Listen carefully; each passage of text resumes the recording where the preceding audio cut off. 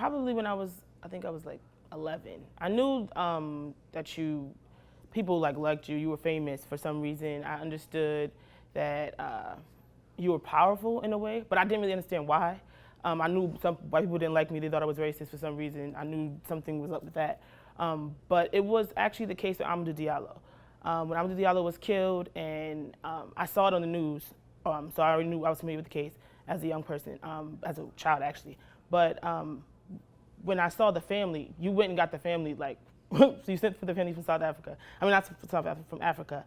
And you brought them, we picked them up from the airport in the limousine. And I was confused because I was like, those are the people that we just saw on TV.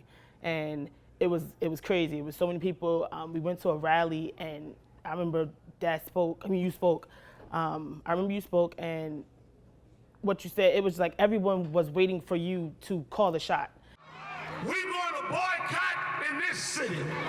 We're going to hold our wallet until the federal government brings charges of civil rights on the case of Amadou Diallo.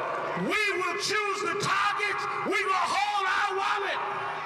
And I was like, wait, he's the leader? Like, is he the leader of like black people? Like, I didn't really understand what was going on until that moment. And then I saw the mobilization, and then I saw everything that followed. And it was like, oh, you're in charge of this. I really didn't understand that. I understood, I got all the perks and all of that, but I didn't understand why you were famous. And that was the moment when Amadou Diallo was killed, and how you handled it. That's when I realized who you were.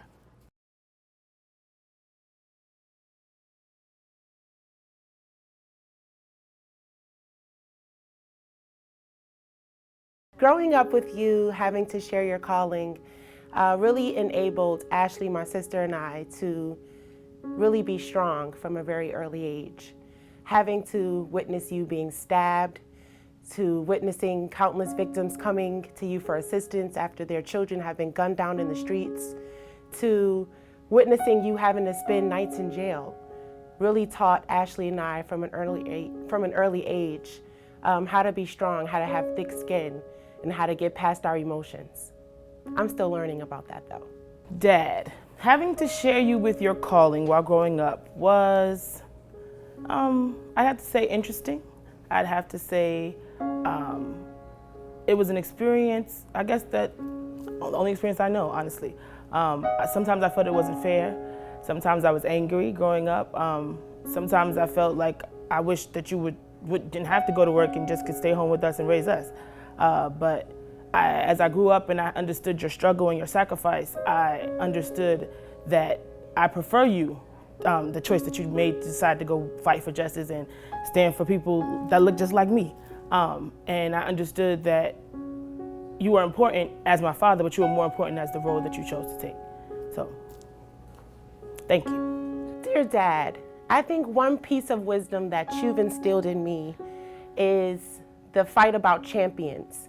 At the end of the fight, the real champion is not determined by who threw the best punches or who threw the most elaborate punches, but the real champion is the one who's determined at the end of the fight, the one who endured the most punches and who could get knocked down but still get back up and keep fighting. And I didn't really understand it until recently either. It was, you can't be big and small at the same time. And to a small person, it's like, well, that's petty. That's like, you can be big and small at the same time, but you really can't. In order to do big things, you have to be great and think great and make big moves. And you can't do that if you're focusing on little things and petty things. So I understand that now. So that's a key piece of advice that always sticks in the back of my head every time I do anything. If I've been able to help one family that couldn't have went anywhere else, if I've been able to put one criminal in jail that would have ducked it, it's all worth it to me. No justice, no peace. Let's hit the Bronx.